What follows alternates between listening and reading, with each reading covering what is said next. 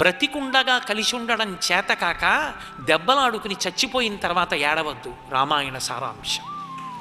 దానివలన ఉపయోగం ఉండదు. ప్రవచనం చేసేటప్పుడు అలా బ్రతకద్దని చెప్పడానికి పనికొస్తుంది.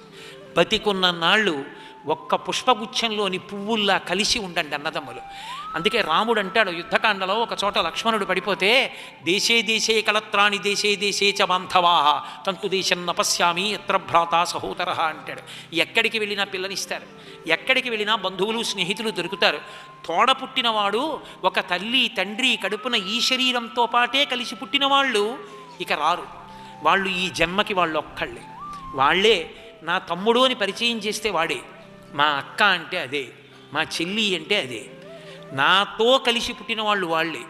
నాకు అక్క అయ్యేవాళ్ళు, తమ్ముడు అయ్యేవాళ్ళు, అన్న అయ్యేవాళ్ళు ఉండొచ్చు, కానీ ప్రధాన స్థానాలు అవి రక్త సంబంధం అయినప్పుడు ఆ స్థానాలు దెబ్బలాడుకుంటే